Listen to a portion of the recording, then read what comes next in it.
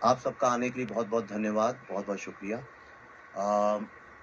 ये चूंकि कैमरे में शूट करते हैं और स्क्रीन में देखते हैं, इसलिए हर चीज़ को हम लोग फिल्म मान लेते हैं। खेर साहब यहाँ पे हैं। जब मैंने बुद्धैना ट्रैफिक जैम बनाई थी तो उन्होंने मुझे सिखाया था कि फिल्म का पर्पस लोगों तक अपनी कहानी पहुँचाना है, कैसे कहीं जैसे भी पहुँच जानी चाहिए। तो हमारी नज़र में ये एक फिल्म नहीं है, हमारी नज़र में ये एक मिशन है। और मिशन इसलिए है कि बड़े आश्चर्य की बात है, इन्होंने बोला आपको यहाँ से कोई भगा दे, लेकिन आपसे बोले कि आप अपने घर ही नहीं जा सकते हैं। कल्पना करिए, वो कपड़े, वो बिस्तर, वो अलमारी, वो सब कुछ कभी नहीं, अगले 30 साल नहीं, आपके बच्चे नहीं, आपके माँ बाप नहीं, आपके दोस्त नहीं, आप खुद नहीं जा सकते हैं। ये एक बड़ी विचित्र सी चीज है जो विश्व में और किसी के साथ कभी ऐसा नहीं हुआ। मैसेकर्स हुए हैं, परसिक्यूशन हुआ है, जेनोसाइड्स हुए हैं, पर ऐसा कभी नहीं हुआ कि आप जो आपकी ही मूलतः जमीन है, जहां यानी ट्रेडिशंस आफ्टर ट्रेडिशंस जहां पे आप ही के हैं, और जो भारत का इतना बड़ा एक नॉलेज सेंटर, ऐसी कोई भी चीज जिसकी आप कल्पना करते हैं, Ayurveda, yoga, Patanjali, Natyashastra, Panchatantra, Shiv, Saraswati, non dualism, Shankaracharya, higher philosophies, Upanishad, ये जिन चीजों की बात हिंदुस्तान करता है, और इनका रिलीजन से कोई लेना देना नहीं है, तो सब आर्ट, लिटरेचर, पोएट्री, म्यूजिक की बातें हैं। आज उस जमीन पे जहां पे ये सब पैदा हुआ था, आज ना तो वहाँ आर्ट है, ना म्यूजिक है, ना लिटरेचर है, कुछ नहीं है। और जो लोग जिनने ये सब पैदा किया था, आज वो भी उनके लिए जगह नहीं है। कोई जाता है आज भी, अपने कुछ हफ्ते पहले सुना होगा कि आइडेंटिफाई करके कार्ड, आई कार्ड निकाल के स्कूल में किस तरह से टीचर्स को मार डाला गया स्टूडेंट्स के सामने। तो एनीवे, तो the reason we are here, हम प्रेस कॉन्फ्रेंस करेंगे, सब करेंगे, लेकिन मैं आपको ये दिखाना चाहता हूं कि ये फिल्म बनी कैसे। मैं और पल्लवी, हम लोगों ने एक बहुत छोटे क्रू के साथ 700 से ज्यादा फर्स्ट जनरेशन विक्टिम्स मतलब जिनके माँ या पिता का कत्ल हुआ, किसी का रेप हुआ, जहां बच्चों को मारा गया, घर जला दी गया, संपत्ति लूट ली गई, ऐसे लोग जो फर्स्ट हैंड विटनेस हैं, जिनके साथ हुआ या जिनने आंखों से अपने पिता या माँ के साथ देखा। क्योंकि कई बार क्या होता है कि जब आपने देखा नहीं है, सुनी सुनाई बातें, तो उसमें एग्जैजरेशंस वगैरह भी होते हैं। तो ऐसे लोग दुनिया में जहां भी थे, अमेरिका में, यूके में, जर्मनी में, उन सब के हमने वीडियो टेस्टिमोनियल्स, जैसे कि वॉर क्राइम के किसी गवर्नमेंट को रिकॉर्ड करने चाहिए, जो हमारे यहाँ किसी भी गवर्नमेंट ने नहीं किया आज तक, वो हम लोगों ने अपने दिमाग में एक ट्रिब्यूनल सा बनाया और कहा let's report them like war crimes. और ये एक एक दो दिन तक कई इंटरव्यूज चलते रहे। कई तो ऐसे लोग थे बहुत बुढ़े भी हो गए, 80-90 साल के भी हो गए। और साउथ अफ्रीका से हमारे पास टेस्टिमोनियल्स आए, ऑस्ट्रेलिया से, न्यूजीलैंड से, जम्मू से, दिल्ली से, बेंगलोर से, जहां भी लोग हैं।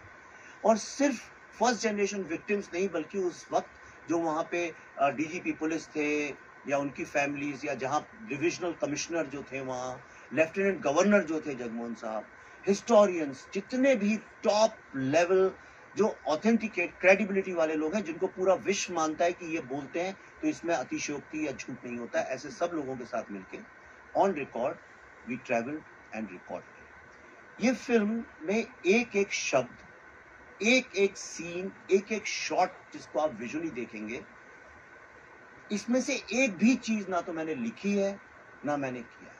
हमने सिर्फ उन चीजों को रिक्रिएट कर दिया है जिसके एक नहीं बल्कि हजारों विजुअल रेफरेंसेस हैं, या जिनके डायलॉग्स पब्लिक डोमेन में अवेलेबल है। ये पहली फिल्म ऐसी आप मान के चलिए कि विश्व के इतिहास में बनी है जिसमें एक भी शब्द काल्पनिक नहीं है। ये अलग बात है, कुछ कैरेक्टर्स के नाम, चूंकि we wanted to respect the dead, एक इंटरनेशनल एटिकेट, एक नॉर्म है कि जिन लोगों को इस तरह से मारा गया तड़पा के, उन लोगों को generally we avoid not to hurt their families.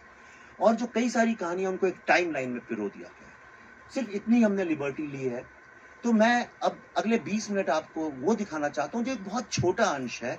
हमारे पास तो इतना मटेरियल है कि एक महीना भी कम पड़ जाए अगर आप डे एंड नाइट 24 घंटे भी देखें तो इतना हमारे पास वीडियो टेस्टिमोनियल्स हैं, आप कल्पना नहीं कर सकते। और शायद दुनिया में हमारे पास है और किसी के पास नहीं।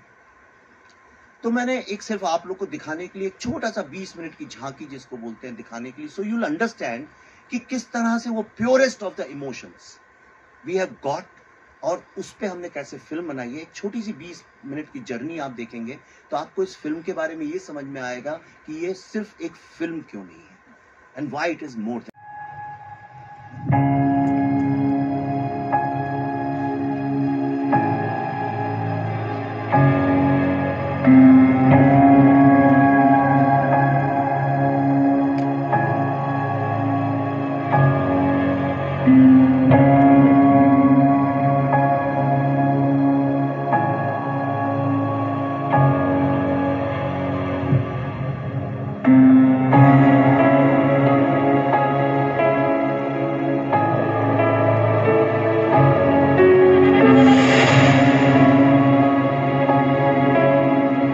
We went through political research, we went through all kinds of research. When it came to the human stories, that is the time when I decided to make a film on this subject. कल रात को हम और Pallavi we kept working कि वो क्या चीज है, वो ऐसा क्या है जो प्रेजेंट कर रही है और जो किरदार आप प्ले कर रही हैं, क्या कहेंगे इसके लिए? Good evening everyone. मैं पता नहीं मैं कितनी बार ये देख चुकी हूँ, ये जो आपने अभी देखा, but believe you me, every time I see this, every time I can't stop my tears. जो रिसर्च हम लोग कर रहे थे, as you can see how painful it was. रोज हम लोगों से यही सुन रहे थे, उनकी पेन की स्टोरी सुन रहे थे, उनकी एंग्विश, किस तरह से उनका सब कुछ पीछे छूट गया, किस तरह से उनके घर वालों को बहुत बेरहमी से मारा गया। तो एक समय के बाद ये होने लगा कि दिमाग है ना, इतने दर्द को, इतने दुख को प्रोसेस करना बंद कर देता है एक समय के बाद। And every time we would go back to our hotel Vivek and I would just lie down and keep staring at the ceiling, क्योंकि नींद ही नहीं आ रही थी। It was impossible to emotionally unwind, क्योंकि हमें पता था कि दूसरे दिन सुबह उठ के जो सुना है उससे भी ज़्यादा भयानक स्टोरीज हमें सुननी है। And we kept doing this for like almost a month and a half. And after that when I came back, I said it was impossible. At a point came when I told Vivek, मैं जा रही हूँ वापस, I can not take this pain anymore. And it wasn't just the pain, it was also the guilt, you know, somewhere as an Indian, कि ये कहानियाँ हम तक पहुँची नहीं, ये जो कुछ भी हुआ कश्मीर में हम तक पहुँचा नहीं। एंड हम इतना भारत की बात करते रहते हैं और हमने कुछ किया नहीं, हमारे अपने ही लोगों के लिए नहीं किया। सो ये गिल्ट भी बहुत ज़बरदस्त था।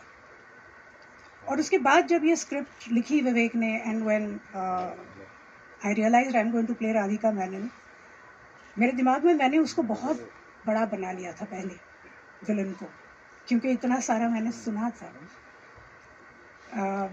तो एक I would just like to tell you one very small incident. Vivek ने मुझे एक बार, हम लोग ज़ेन की बात कर रहे थे, तो he had explained it to me very well. When I didn't know Zen, rivers were rivers, trees were trees, mountains were mountains. When I began to understand Zen, rivers were not rivers, mountains were not mountains, and trees were not trees. And when I finally understood Zen, rivers were rivers, trees were trees, and mountains were mountains. So that's exactly what had happened with me also, कि मैंने पहले तो, अगर मेरे पास कोई ये भूमिका शायद लेके आता, कोई और डायरेक्टर ले आता, I probably would have played it absolutely the same way, थोड़ा अपना थॉट डाल के उसमें। ये टूर जब हमारा हुआ, रिसर्च टूर, उसके बाद I said no, the villain has to be like really big. और सारा रिसर्च होने के बाद जो स्क्रिप्ट फॉर्म में जब हमारे सामने आया, so then I realise no what Radhika Menon has to be. And I am so glad that I got an opportunity to play this, because I know exactly how big the villain is for the Kashmiri Pandits after having listened to their stories. Thank you. बहुत मुश्किल होता है उस किरदार को play करना जो आपने महसूस किया, बिकॉज महसूस करना जो है, when you are performing that as an actor, सिर्फ महसूस करना काफ़ी नहीं होता है, बिकॉज आपको एक फिल्म के दायरे में एक्टिंग करनी है। तो इस फिल्म के दो पहलू हैं, as an actor and as a person. तो जहाँ तक पर्सन की बात है, आप कितना भी महसूस कर लो, अगर वो एक्टर अच्छा नहीं है तो वो पर्दे पर उस दर्द को, उस तकलीफ को नहीं ला सकता है। महसूस तो हम सब लोग करते हैं, हम सब लोग दुख महसूस करते हैं, हम तकलीफ महसूस करते हैं, खुशी महसूस करते हैं, हंसते हैं, रोते हैं, but everybody can't act it out. It's a job of an actor to do that. So I want to separate two issues over here. One is that just because I'm a Kashmiri Pandit does not mean that I will be able to portray that pain brilliantly unless I can project what I'm feeling. जब विवेक ने मुझे पता लगा कि वो ये film कर रहे हैं, उन्होंने मुझे ये रोल दिया, और सबसे पहली बात जो इन्होंने मुझे बोली कि मैंने कहा इस कैरेक्टर का नाम क्या रखा है, तो इन्होंने कहा पुष्करनाथ. अब पुष्करनाथ मेरे पिताजी का नाम है, मेरे अपने पिताजी. तो हम जब देहरादून पहुंचे इसकी शूटिंग करने के लिए, तो मिथुन जी और पुनीत और दर्शन ऑलरेडी शूटिंग कर रहे थे. अलग से एक फिल्म का माहौल ही कुछ अलग था. ऐसा लग रहा था कि कुछ बहुत ही इम्पोर्टेंट फिल्म बन रही है, क्या हो रहा है, क्या सिचुएशन है. हम तो बाहर से आए थे, फ्लाइट से ऐड किए थे, रास्ते में खाना वाना खा के गए थे. And then it dawned on me what it is to be playing Pushkarnath. A simple normal human being जिसको कोई दुनिया की ऐसी चीज़ों का पता नहीं है. I was representing a normal Kashmiri Pandit from Kashmir, which my father represented very well. And then it was difficult to do that role, because how do I separate the emotions of Anupam Kher from the emotions of actor Anupam Kher? What is real and what is acting? So from that point of view, it was one of the most difficult roles. He gets dementia, he does not know what is happening, he has to, and on top of it, I was doing scenes with Darshan, who was not on the same wavelength as a character of Pushkarnath. So it was a difficult job. Plus कहानी वो थी जो मैं सुन चुका था अपने रिश्तेदारों से, करीबी रिश्तेदारों से, मेरे मामा से, मेरी माँ से, और हम सब वो अंडर द रग उसको जब छुपाते हैं ना, जब तकलीफ बहुत ज़्यादा होती है तो उसको दबा के रखते हैं. That's why it turns into depression. But I'm so happy that Vivek, you and Pallavi, you made this film, because आप लोग तो बहुत सारी चीज़ों से जूझते हैं as journalist, but इस कमरे की खामोशी बताती है कि आज आपको भी कहीं तो झटका लगा है. And that is the biggest achievement, I will say, of the film, because when pain reaches other people, then half the job is done. So I think this is what this film has done. जानना चाहूँगा, generally क्या होता है, film आने वाली होती है, बहुत हल्ला गुल्ला मचाया जाता है, मार्केटिंग होती है, प्रमोशंस होते हैं. ये यदाकदाई देखने को मिलता है कि जब फिल्म का ट्रेलर आ चुका है, लोग खुद से उसको रिव्यू कर रहे हैं, लोग उसके बारे में बात कर रहे हैं. ऑर्गेनिक रीच जो कहा जाता है, प्लीज मेरे को उसके ऊपर थोड़ा बताइए, because I know you would not want to talk about that कि ठीक है यार सही जगह जा रही है चीज, बट नहीं, ऑर्गेनिक रीच और जिस तरह से इसको लोगों ने एक्सेप्ट किया उसके ऊपर प्लीज बोलिए कुछ.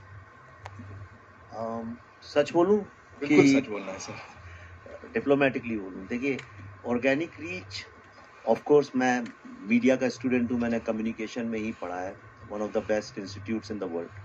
तो आप बिल्कुल सही कह रहे हैं. एक होता है ऑर्गेनिक रीच जो लोग खुद एक दूसरे तक पहुंचाते हैं मैसेजिंग, और दूसरा होता है एक hyped up reach, you know, जहाँ आप इतनी ज़्यादा हाइप क्रिएट कर दें, इतनी हाइप क्रिएट कर दें कि लोग एक इवेंट बन जाए और मजबूरी में लोग कहें भाई हमें तो इस इवेंट का पार्ट होना, चाहे वो अच्छा हो चाहे बुरा हो. तो साल में 5-6 फिल्में इंडिया में रिलीज़ होती हैं, 6, 7, 8 मैं कहूँगा, जो लोगों ने डिसाइड कर लिया कि वो चाहे 2024 में आए चाहे 2026 में आए, ये एक बहुत बड़ा इवेंट होगा, हमें इसका पार्ट बनना है. हमारे आसपास भी ऐसी फिल्में आ रही हैं. 3 साल से सारा मीडिया लिखता है कि ये फिल्म तो लोग देखेंगे, यानी मीडिया ने डिसाइड कर लिया घर घर जाके कि उस फिल्म को कौन देखेंगे. अब जब मीडिया ने डिसाइड कर लिया तो लोगों तक वो बात पहुंच ही जाती है. पर मैं जितनी फिल्में बना रहा हूँ अब इन विवेक अग्निहोत्री 2.0 में, उसमें इन फिल्मों को हाइप अप करने का स्कोप ही नहीं है, क्योंकि वो इतनी रियल है, इतनी जुड़ी है ज़मीन से, और ऐसा कोई हमारे साथ उस तरह के भी स्टार्स और एक पूरा मसल और मैकेनिज्म काम नहीं करता है हमारे साथ भी जो वो हाइप क्रिएट कर सके. तो हम तो सिर्फ जनता जनार्दन के ही सहारे रह सकते हैं. ताशकंद फाइल्स आप सब जानते हैं 150-170 स्क्रीन में रिलीज हुई थी, और उसी के साथ 5000 में कलंक और एंड गेम रिलीज हुई थी, पर हमारी चलती रही। कछुए की चाल कभी लंबी चली जाती है कई बार, तो लोगों को समझ में आया। इस फिल्म के साथ भी ऐसा ही है। कोई ऐसा आप देखें ना, तो हमारे पास बजट है मार्केट करने के लिए, कुछ करने के लिए, बहुत कम स्क्रीन में रिलीज होगी। अगर ईश्वर का आशीर्वाद हुआ, लोगों का आशीर्वाद हुआ, स्नेह मिला फिल्म को, तो हो सकता है वो स्क्रीन्स बढ़ते शायद फिर से लंबी रेस हो जाए। तो इसलिए मुझे बहुत आदत भी नहीं है प्रेस कॉन्फ्रेंसेस की, हमारे साथ होती भी नहीं है, लेकिन तो इसलिए मुझे अपनी आवाज़ खुद निकालनी पड़ती है, खुद अपने प्रोडक्ट को जनता तक ले जाना पड़ता है। तो कई बार लोग मुझसे कहते हैं कि भाई आप बोलते बहुत ज़्यादा हैं सोशल मीडिया में, पर मेरे पास कोई ऑप्शन नहीं। आप बोलने लगी मेरे बिहाफ पे, जैसे स्टार्स के लिए बोलते हैं, मैं चुप हो जाऊंगा। चिंकू मेरे बारे में कोई कुछ नहीं बोलता, क्योंकि आजकल बिना पैसे के बोला भी नहीं जाता है किसी के बारे में, और मेरे पास पैसे भी नहीं है देने के लिए, तो इसलिए मैं खुद बोलता हूँ। तो इस फिल्म के लिए भी मैं ही बोल रहा हूँ, मैं इसको ले लेकर दौड़ रहा हूँ। आप यकीन नहीं करेंगे, मैं आपको एक बात बताना चाहता हूँ, और ये बहुत इंपॉर्टेंट है जानना। मैं इसलिए कह रहा हूँ, ये फिल्म, आप सब जर्नलिस्ट हैं, बड़े सीनियर हैं, कईयों को तो मैं करियर शुरू होने के पहले से जानता हूँ। मैं जब आया था इस इंडस्ट्री में तो नाम सुना था मैंने कि भाई एक बहुत बड़े और बहुत ही बिजनेस टाइप के एक ट्रेड जर्नलिस्ट हैं, क्रिटिक हैं, कोमल नाटा जी। मैं तब से उनको जानता हूँ, और कंसिस्टेंसी देखिए, मैंने कभी आज तक, अब आप बैठी हैं, आपको मैंने शायद शुरू भी नहीं किया था करियर, तब से जानता हूँ। तो आप सब भी बड़ी शिद्दत से अपना काम करते हैं, पर ये जो फिल्म है इसको हमने मार्केट भी उस तरह से नहीं किया, देखो हमने फिल्म बनाई, अब मार्केटिंग करते हैं, हमने वो सब किया नहीं। हमने कहा फिल्म बनी हुई थी, कोविड का वक्त था, हमने कहा चलो इसको कहीं नहीं तो अमेरिका में तो दिखा सकते हैं, वहाँ सिनेमा हॉल खुले, वहीं लोगों को दिखाते हैं। और आप यकीन नहीं करेंगे, 36 ऑर्गेनाइजेशन, ये पहली बार किसी हिंदी फिल्म के इतिहास में हुआ है। Telugu association, Sindhi association, Yazdi association, world Sikh association, Jews association, physicians association, ऐसी Nepali association, Buddhist association, Tibet association, 36 organisations ने जब हम गए तो उन्होंने कहा अब हम इस फिल्म को दिखाएंगे लोगों को। और ये अमेरिका के 16 सिटीज में जैम पैक, मतलब स्टैम्पीड होती थी। आप उसकी फोटो देखेंगे, वीडियोस सब जगह पड़े हमने डाले। मतलब यह हालत हो गई थी कि जितने लोग अंदर थे उतने ही बाहर खड़े होते थे कि भाई हमें दिखा दो ये फिल्म। और कोई इसकी हमने एडवर्टाइजिंग नहीं की, कोई पब्लिसिटी नहीं की, किसी मीडिया ने, आप सब मीडिया से, आपके पेपर पर किसी ने नहीं लिखा होगा इसके बारे में, किसी टीवी चैनल ने बात तक नहीं करी। एक चीज जैसे ऑस्कर में आप कोई भी चाहे, आप कोई सी भी फिल्म बनाए, अपनी स्क्रिप्ट ऑस्कर की लाइब्रेरी में जमा करा सकते हैं। उस जैसी चीज को लोग फ्रंट पेज न्यूज बना बना के इस देश में अपनी फिल्मों को मार्केट करते आए हैं। तो मैं आपको 3 एग्जाम्पल बताना चाहता हूँ। इस फिल्म को वॉशिंगटन डीसी में देखने के बाद पहली बार सिनेमा के इतिहास में, मैं इंडिया की बात नहीं कर रहा हूं, वर्ल्ड सिनेमा के इतिहास में किसी फिल्म मेकर्स को, मुझे और पल्लवी को, कैपिटल हिल में बुला के कांग्रेशनल रिसेप्शन किया गया, और वहां पे कांग्रेसमैन। और मैं ऑस्कर की तरह बात नहीं कर रहा हूं जो झूठ मूठ की न्यूज बनती है कि ऑस्कर में आप एकदम सी ग्रेड फिल्म भी बना दे, उसकी अगर स्क्रिप्ट भेज दें तो वो उनका क्या जाता है, वो तो एक आर्काइव है, उसमें कोई भी डाल सकता है। वहां पे राजा कृष्णमूर्ति, जो कि फ्री कश्मीर की कैंपेन के साथ जुड़े थे, डेमोक्रेट कांग्रेसमैन है, जो कि हमेशा जो एंटी कश्मीर मूवमेंट होता है उसके साथ जुड़े रहते हैं। He saw the film and he came and said, this is the first time I have realised about this pain, and I must admit that Kashmiri Pandit community in America is most successful amongst the most successful people, and they are the inspiration for the world peace and humanity. Mike Warner, who's the topmost senator of America, he was full of praise for this. Bob Brar, he's a very famous senator there. और सिर्फ उतना ही नहीं, हम जहां जहां ये दिखाई उन स्टेट्स ने प्रोक्लेमेशन दिया इस फिल्म का। हमने तो बताया ही नहीं लोगों को ये बात, क्योंकि ऐसा लगेगा जैसे अपने मुंह में मिट्टी बनी। नॉट ओनली दैट, कश्मीर में किसी ने आज तक प्रिंट में, मीडिया में, टीवी में, होर्डिंग में, स्कूल में, कॉलेज में, कहीं भी कश्मीर का पूरा नक्शा नहीं देखा। In America to put up a full map of Kashmir is a big no. Indians भी नहीं डालते, इंडियन के बच्चों ने, एनआरआईज के बच्चों ने, आप सब जानते हैं अमेरिका में लोगों को, उनसे पूछिएगा उनके बच्चों से, उनने कभी कश्मीर का पूरा नक्शा नहीं देखा। आपको मैं एक ऐसी बात बताऊंगा जिसको सुन के आपका गर्व से आपका सीना चौड़ा हो जाएगा। ये फिल्म देखने के बाद लोगों ने अपने आप दर्शकों ने जो देख के जाते थे, पैसे जोड़ के अल्टीमेटली साल 26 जनवरी को, जो वर्ल्ड की सबसे प्रेस्टिजियस और सबसे महंगी एडवर्टाइजिंग साइट है, जहां पे फ्री कश्मीर के होर्डिंग्स लगवाए थे पाकिस्तान ने, वहां पे लोगों ने अपने पैसे जमा करके 2 दिन के लिए पूरा कश्मीर का मैप लगाया, द कश्मीर फाइल्स के नाम के साथ, जो आपने देखा भी इस वीडियो के अंदर। ये आप मुझे बताइए विश्व के इतिहास में कब हुआ है ऐसा? और लास्ट बोल रहा हूं क्योंकि इसके बाद बाकी लोग बोले, मुझे जो बोलना था फिल्म में बोला है मैंने। आपको एक लास्ट बात बताता हूं, आप सब फिल्म इंडस्ट्री में इतने सालों से काम कर रहे हैं, आप लोग हॉलीवुड का cinema, Korean cinema, British cinema, Indian cinema, Telugu, हर सिनेमा के बारे में मुझसे 10,000 गुना ज़्यादा जानते हैं।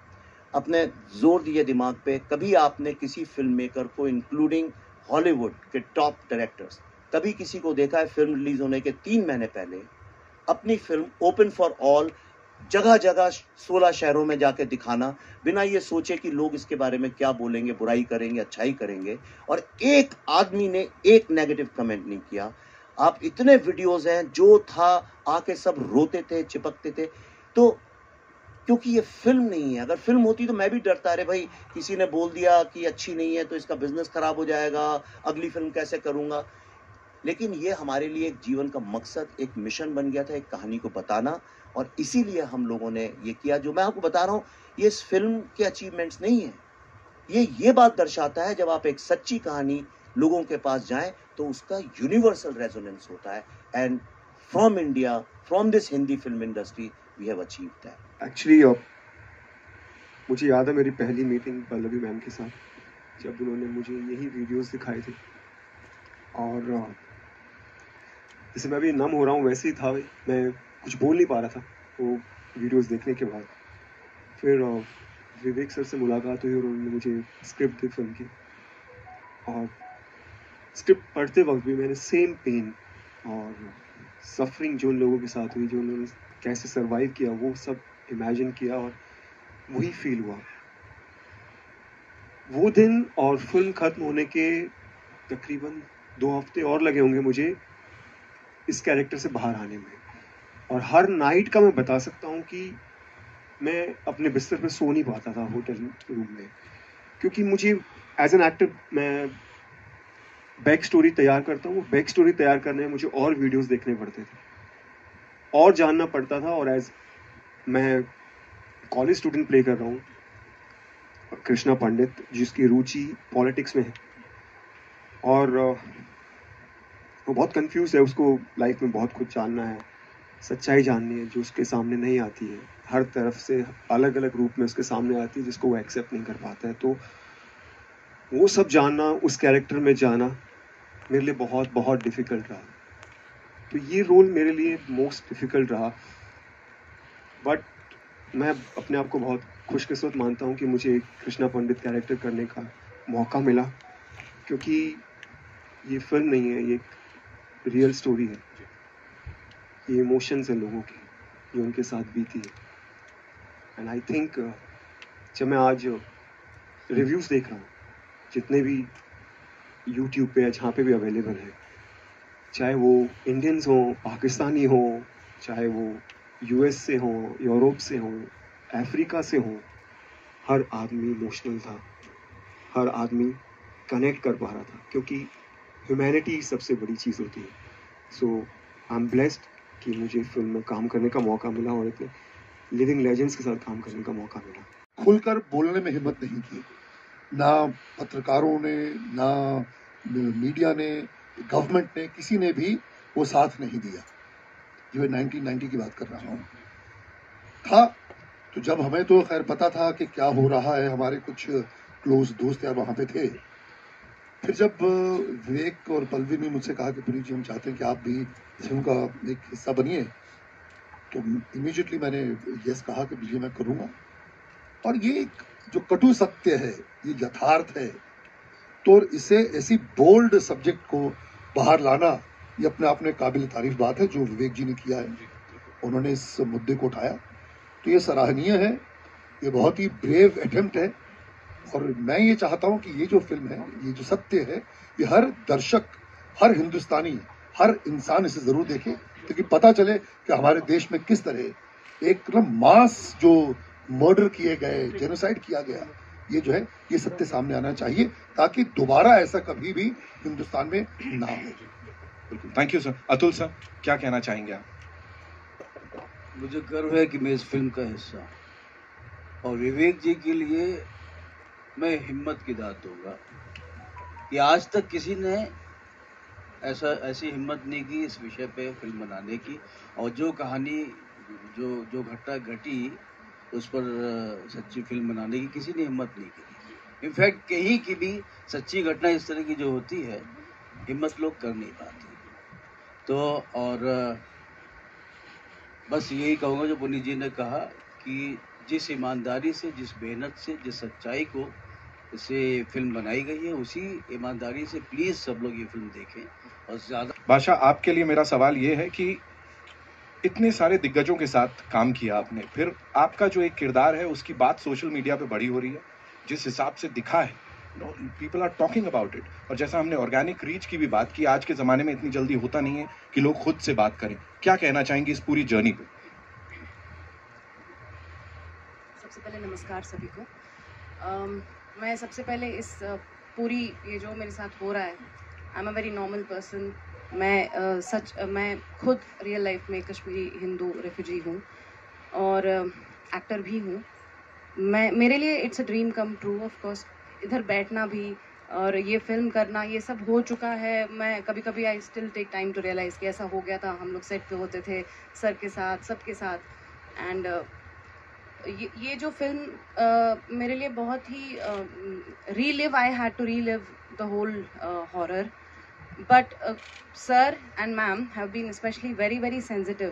I mean, पहली बात तो ये आप ये कर रहे हैं, फिर आप सर ने मतलब विशेषकर कहा था कि मैं चाहूँगा कि कश्मीरी हिंदू समुदाय से अगर एक्टर्स मुझे मिलें तो I have been very very lucky that he chose me, he asked me to audition and he chose me for this role, जो कि मेरे लिए बहुत ही भयानक था। मैं अभी भी, जैसे दर्शन जी ने कहा, मैं भी रात को झटके से उठ जाती हूँ कि वो सब जो हुआ है उसको रिलीव करने से। और जो शूट पे हमने किया, जब शूट पे मैंने किया, जो भी सिचुएशंस थे, मुझे कभी कभी लगता था कि ये सच है, बिकॉज वो सच हो चुका है।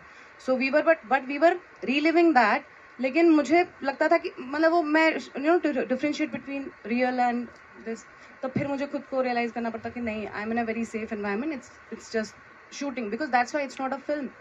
हम सिर्फ रियलिटी को रिक्रिएट कर रहे हैं, इसमें कुछ भी, जैसे सर ने कहा, फिक्टिशियस कुछ भी नहीं है। ये क्या चीज है जो हमें जोड़ती है?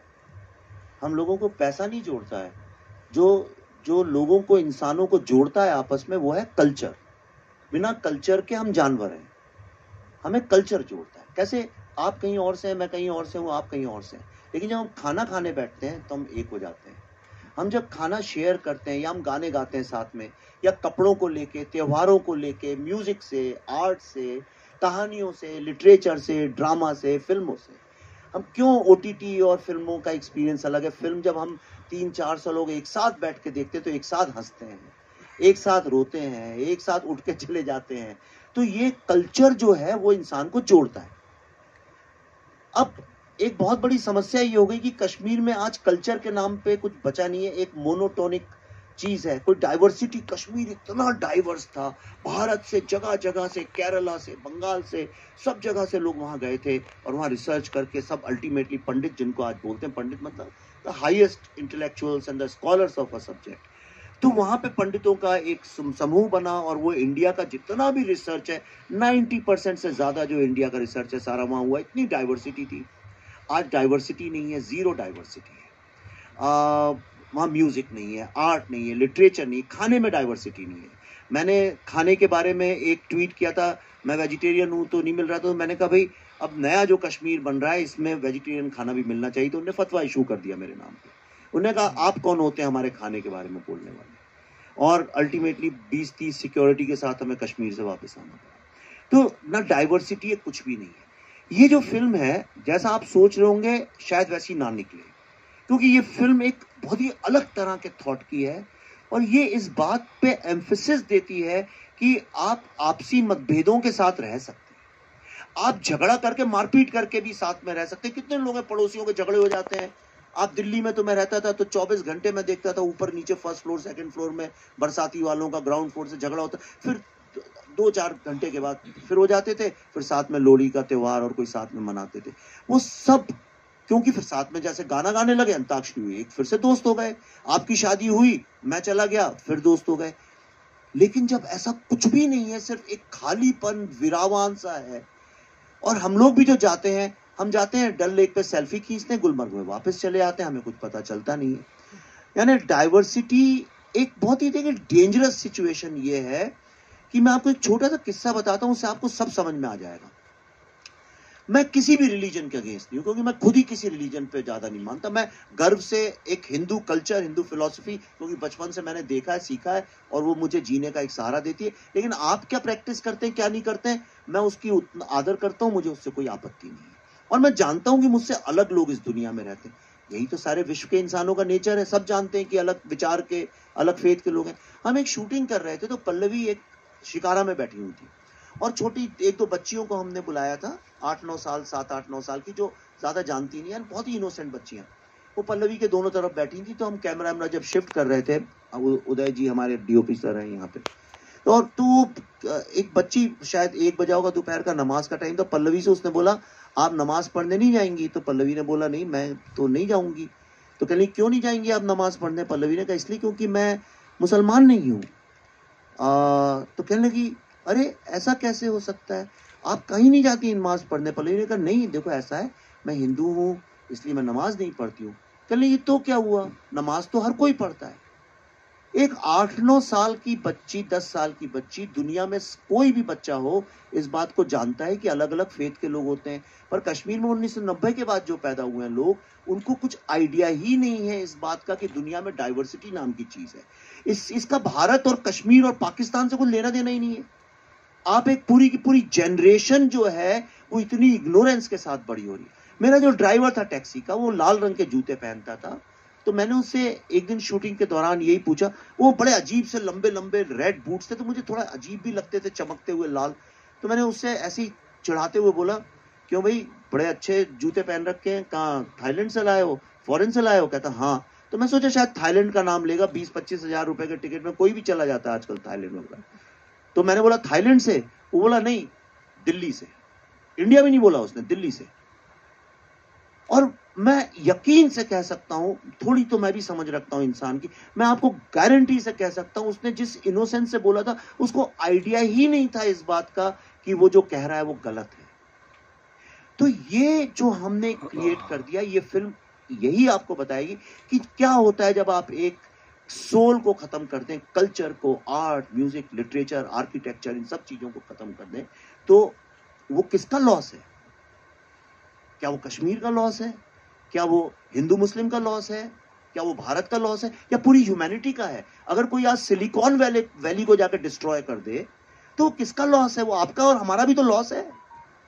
लेकिन हम तब तक उसको अपना लॉस और डेंजर नहीं समझते जब तक वो गोरेगांव या बोरीवली तक आके वो खड़ा ना हो जाए आपके सामने, या दिल्ली में गुड़गांव या फरीदाबाद तक ना आ जाए। अरे तो किसी और का प्रॉब्लम है, देख लेंगे। पर ये फिल्म देखने के बाद अपने जीवन में मैं गारंटी करता हूं आप कभी ऐसा नहीं सोच पाए। इंडिया में मैंने जानबूझ के किसी पॉलिटिशियन को दिखाई नहीं और दिखाना भी नहीं चाहता हूं। और शायद एक मेरा मकसद यही था अमेरिका में पहले दिखाने के, क्योंकि इंडिया में दिखाता तो वो अननेसेसरली पॉलिटिकल लेवल पे फिल्म फंस जाती है। या I wanted it to be seen as a film. Kher sahab बार बार कहते हैं कि भाई एक फिल्म पहले है, बाद में कुछ और है, तो इसको एक फिल्म के नजरिए से पहले देखें। अभी तक किसी को नहीं दिखाई और शायद दिखाएंगे हम। मैं तो नहीं दिखाने वाला हूँ, खुद देख लें तो लोग देख लें। Say that just because the film is based on true events and research does not mean that it was easy to direct and write this film. उसके लिए you need to be a brilliant director and brilliant writer. So बहुत सारी फिल्में आप आजकल तो 80% film में पहले आ जाता है सत्य पर आधारित फिल्म, तो उसके बाद बुरा आप बोलते हैं कि बकवास फिल्म।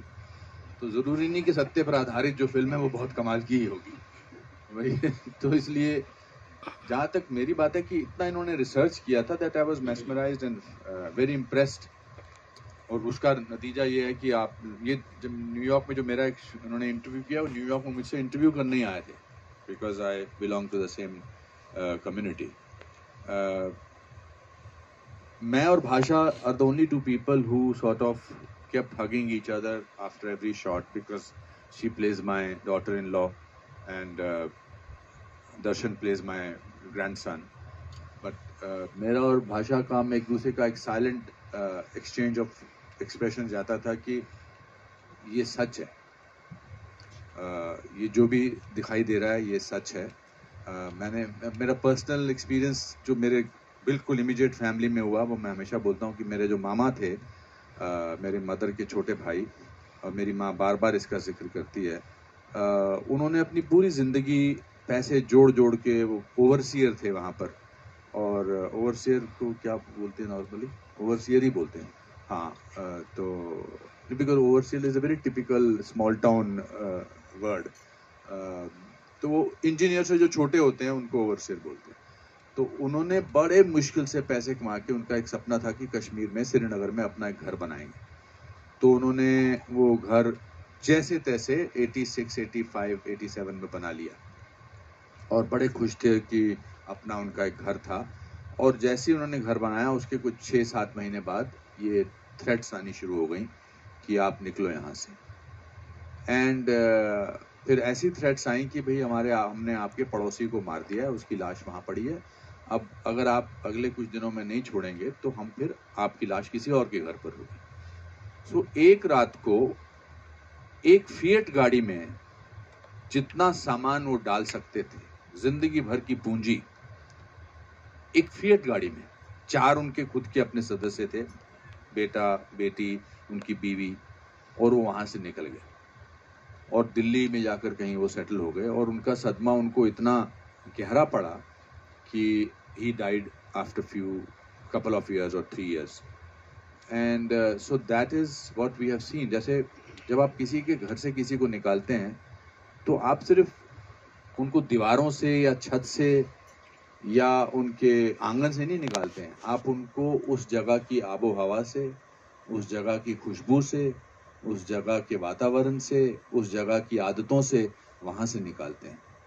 मेरे दादाजी का छोटा सा एक मंदिर था, 3rd फ्लोर पे, मिट्टी का घर था, और वहाँ पर उनकी वो जो अगरबत्ती रोज जलाते थे, तो उसकी खुशबू थी. अब वो खुशबू टेंट में तो नहीं आ सकती है, या किसी जम्मू के घर में, या पूना के घर में, या दिल्ली के घर में तो नहीं आ सकती है. हम होटल में, 5 स्टार होटल में रहते हैं बहुत दिनों तक, लगता है यार अभी घर जाके अपने बिस्तर पे सोना है. हम अमेरिका जाते हैं या कहीं और जाते हैं, हम कहते हैं चलो यार इंडियन खाना खाते हैं. So I think from that point of view, my mother, when she saw this film, she didn't speak to anybody for 2 days. 2 दिन तक उन्होंने किसी से बात नहीं की, क्योंकि उनकी पूरी मेमोरीज वापस जो हैं वो रिवाइव हुई. और उन्होंने कहा, क्यों दिखाई तूने मेरे को ये फिल्म, मेरी सारी मेमोरीज वापस आ गई हैं. या आर्टिकल 370 जब एब्रोगेट हुआ, क्या हम वापस जा सकेंगे, मेरा बड़ा दिल है वापस जाने का. सो अब आप अंदाज़ा लगा लीजिए, जो इस डॉक्यूमेंट्री में बात कर रहे थे, उनका क्या हाल हुआ होगा, उनके साथ क्या महसूस किया होगा उन्होंने.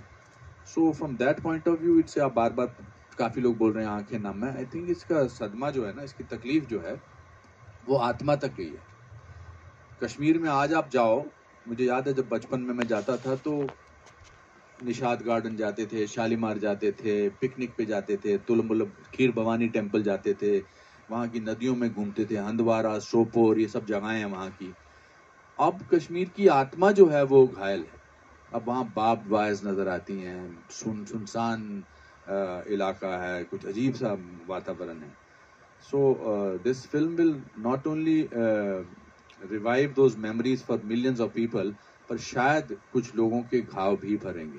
And we are all guilty of not talking about it for 32 years. आपको डर नहीं लगा धमकियों से या किसी और चीज से, जब आपको, और ऑब्वियसली मिली भी होंगी, जहां तक मुझे पता? नहीं, देखिए डर जो है, जब तक आदमी डरता है तभी तक लोग उसे डराते हैं. ये मेरे जीवन का अनुभव है. आपके जीवन का अनुभव कुछ और होगा, पर मेरा ये अनुभव है कि जब तक आप आप समझिए अकेले जा रहे हैं गली में और कई सारे आप देखेंगे द डॉग्स कम और वो आप पे भौंकते हैं और जितना आप डरेंगे उतना वो आगे आके आपको डराते हैं। और हम सबसे बड़ी गलती जीवन में यही करते हैं कि हम डर के पीछे चले जाते हैं। और ख़ास तौर पे क्रिएटिव आर्ट्स में मैंने देखा है एक ऐसा कुछ बन गया हमारे यहाँ, हम लोगों ने, I think we are the only society, मैंने तो कहीं और ऐसा देखा नहीं किसी और सिनेमा में, हमने डाकुओं को बहुत ग्लोरीफाई किया। अगर आपको याद हो 60-70 के दशक में हम लोग कुछ भी, और डाकू की फिल्म में मतलब वो अच्छा आदमी होगा और बंदूक उसने उसे ऑपरेस किया था इसलिए उठाया था, क्योंकि उस वक्त इप्टा के लोग थे, थॉट प्रोसेस थी। लेकिन डाकू तो कभी अच्छा हुआ नहीं, कोई अच्छा डाकू का कोई एग्जाम्पल भी नहीं है इस दुनिया में। फिर हम लोगों ने स्मगलर्स को ग्लोरीफाई करना शुरू किया, जस्टिफाई करना। मुझे कोई आपत्ति नहीं, देखिए उन फिल्मों की स्पेस है, ये ना समझिए कि मैं उन फिल्मों के बारे में कमेंट करूं, लेकिन हमने ऐसा किया, हम लोगों ने उन्हें ग्लोरीफाई किया, जस्टिफाई किया, एक बड़े क्रूड तरीके से भी किया।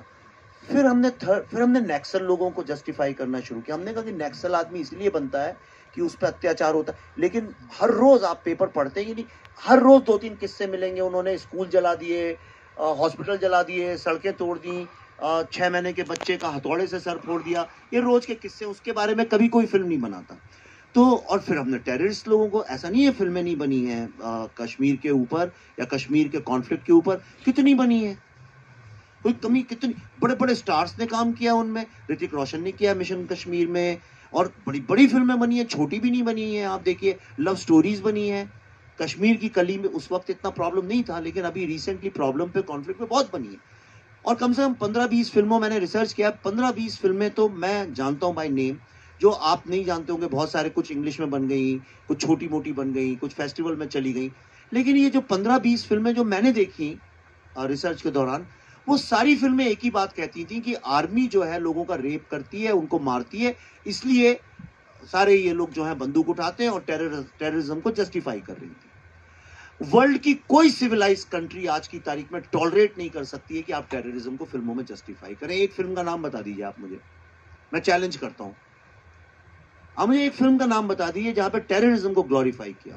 और ये एक बड़ी समस्या थी, और इस समस्या के कारण देखिए फिल्में कितना बड़ा सॉफ्ट पावर है, या तो वो पॉजिटिवली यूज हो सकती है या नेगेटिवली यूज हो सकती है, या तो अपने देश की समस्याओं को दुनिया को समझाने के काम आ सकती हैं, या उन समस्याओं को और उलझा के देश को बदनाम करने के काम आ सकती हैं। आप इमेजिन कर सकते हैं कि कोरियन सिनेमा में टेररिस्ट लोग को जस्टिफाई करें, या अमेरिकन सिनेमा में उनको जस्टिफाई करें, या जर्मनी या इटली या टर्की, जो कंट्रीज खुद पीड़ित हैं इस चीजों से, जो पीड़ित हैं टेररिज्म से, क्या वो देश के लोग कभी टेररिज्म को जस्टिफाई कर सकते हैं? संभव ही नहीं है। कोई भी इंसान कैसे कर सकता है? हमारे देश में किया गया, खुलेआम किया गया, उनको अवार्ड भी मिले, नेशनल अवार्ड भी मिले, और उनको सर आंखों पे भी चढ़ाया गया उन फिल्मों को।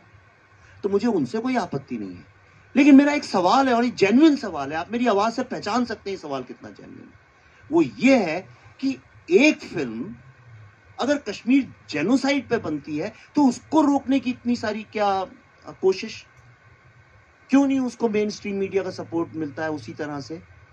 क्यों नहीं उसके बारे में चर्चा करने का मौका मिलता है? और उसके बारे में अगर हम कुछ बोलते हैं तो लोग, आपको मैं एक एग्जांपल बताता हूं। कुछ दिन पहले मैं दिल्ली में था, 10-12 दिन पहले, वहां पे किसी जर्नलिस्ट से मुलाकात हुई और उन्होंने बोला कि अच्छा कश्मीर फाइल्स बना रहे हैं, पढ़ते हैं उसके बारे में। उन्होंने खोला एनडीटीवी का पेज, एनडीटीवी के पेज में 6 महीने पहले वो पेज बनाया गया था। हिंदुस्तान में मेरे अलावा और चंद टेक्नीशियंस और एक्टर के अलावा किसी ने ये फिल्म नहीं देखी है, और उसमें लिखा हुआ था Kashmir files is a propaganda film. इसलिए खुल के बोल रहा हूं, ये पब्लिक डोमेन में है। उसके ऊपर ऑप इंडिया ने एक एक्सपोजे किया, और जब उन्होंने एक्सपोजे किया तो एनडीटीवी ने चोरी से, चुपके से, बिना अपॉलॉजी मांगे हुए उस वर्ड को डिलीट कर दिया और सिर्फ लिख दिया कि इट्स अ फिल्म बाय विवेक रंजन अग्निहोत्री। तो अगर वो पहले सच लिख रहे थे तो अभी हटाया क्यों? अगर हटाया मतलब वो खुद प्रोपेगेंडा कर रहे थे, isn't it?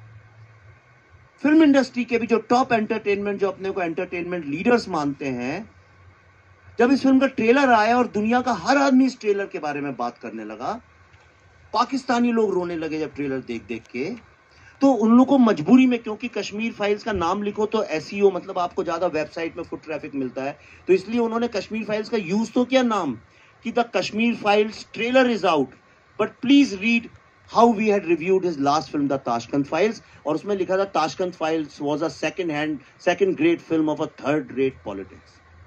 उस फिल्म को 2 नेशनल अवार्ड मिले, 100 दिन चलती रही. आप किसी से भी सड़क पे बात कर लीजिए ताशकंद फाइल्स के बारे में, मैं ओपनली कहता हूँ, किसी भी आम आदमी से पूछ लीजिए, अपने माँ बाप, नाना नानी, दादा दादी से पूछ लीजिए, वो बता देंगे वो फिल्म कैसी थी.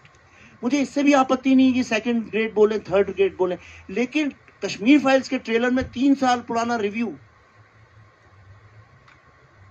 तो यह सवाल अपने कॉन्शियंस से पूछिए कि जब टेररिस्ट को ग्लोरीफाई करते हैं फिल्मों में, और एक झूठ नैरेटिव जब हम क्रिएट करते हैं, तब तो खूब उसको ग्लोरीफाई और सेलिब्रेशन होता है, जैसे कि हमने सिनेमा की और समाज की ऐसी कोई फिल्म बना दी है. लेकिन एक फिल्म आपको, इसीलिए मैंने वो 20 मिनट का रिव्यू दिखाया, क्योंकि मेरी बात, हमारी बात आप ही के जरिए पहुंचेगी, और कौन ले जाएगा. सिर्फ इसलिए दिखाया, आप देखिए उसके पीछे हमने क्या सच है, क्या मेहनत है, क्या ऑथेंटिसिटी है इस फिल्म की.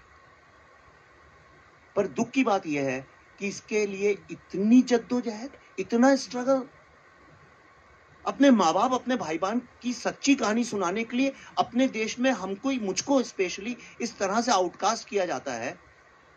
ये देश के कॉन्शियंस की बात है. ये हमको सोचना पड़ेगा कि हम ऐसे कब हो गए. हम दिल से तो ऐसे नहीं है, तो ये कैसे हो गया. हम किस सिस्टम में बंद गए कि हमको झूठ मूठ में आज उस टेररिज्म को, जिसने लाखों लोगों को मारा है, जिसमें 19 जर्नलिस्ट तो अभी मारे गए पिछले कुछ वर्षों में, जर्नलिस्ट लोग,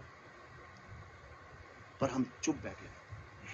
मैं आपको बताना चाहता हूं, इस फिल्म पे जब किसी को भरोसा नहीं था, जिस वक्त किसी को नहीं था, कौन सब कह रहे थे कि ये फिल्म तो बनेगी नहीं, तो उसके पहले ही तुम्हें मार डालेंगे, ये फिल्म कैसे बन सकती है, इसको कोई रिलीज नहीं करेगा, अरे इस फिल्म पे क्यों पैसे लगाने.